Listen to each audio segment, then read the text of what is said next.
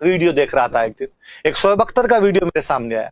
शोएब अख्तर संन्यास लेने के बाद में एक पत्रकार से बात कर रहा है, एक महिला पत्रकार है, और वो शोएब अख्तर से पूछती है कि इन दिनों आप क्या कर रहे हैं। शोएब अख्तर कहता है इन दिनों मैं एक बुक पढ़ रहा हूं। किसी राइटर का नाम लेते हैं, किसी फारसी राइटर का नाम लेता है कि वो मैं बुक पढ़ रहा हूं।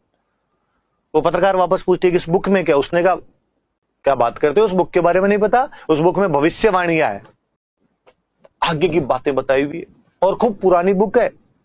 वो पत्रकार वापस पूछते कि है क्या भविष्यवाणियां उसमें। और अकबर कहता उसमें, शोएब अख्तर कहता उसमें सब है। तो उसके अंदर यह लिखा हुआ है कि बाबर किस प्रकार हिंदुस्तान को जीत लेगा। उसके अंदर यह भी लिखा हुआ है कि शेरशाह सूरी हुमायूं को किस प्रकार भारत से बाहर निकाल देगा। उसने कहा ये पहले उस टाइम लिख दिया था कि हाँ, उसमें यह भी लिखा हुआ है कि किस प्रकार पाकिस्तान बनेगा। उसमें तो यह भी लिखा हुआ है कि 65 के युद्ध में हम कैसे जीतेंगे। और पाकिस्तान आज भी मानता है कि 1965 में पाकिस्तान जीता था, भारत नहीं जीता था। तो 65 की जंग का भी पूरा वर्णन है। उसमें यह भी लिखा हुआ है कि एक दिन हम कश्मीर पे कब्जा कर लेंगे, और कश्मीर पे कब्जा करने के बाद पूरे हिंदुस्तान पे कब्जा कर लेंगे। आमीन। पत्रकार कहती बड़ी रोचक जानकारी है, गजवा हिंद का पूरा जिक्र है इसमें।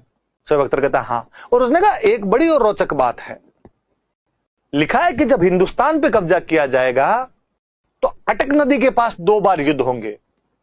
आप फिर बात पे ध्यान दीजिए, अटक नदी के पास 2 बार युद्ध होंगे।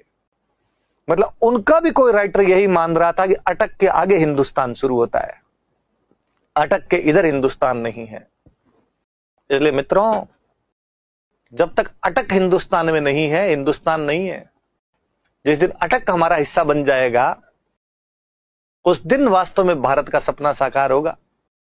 तब हम विग्राज चतुर्थ,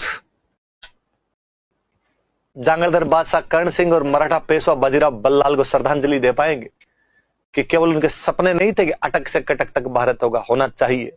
बिना सिंध के हिंद नहीं है।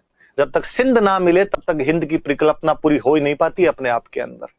तो याद रखना भाई, अटक से कटक तक का डायलॉग कौन दे के गया था मराठा पेशवाओं में से? तो उस मराठा पेशवा का नाम था बाजीराव बल्लाल। ये सब बातें कर रहा था। अब सुनिए बाजीराव के बारे में और थोड़ी बातें सुनते हैं। इधर सतारा के अंदर बैठे हुए आपके साहू महाराज, साहू जी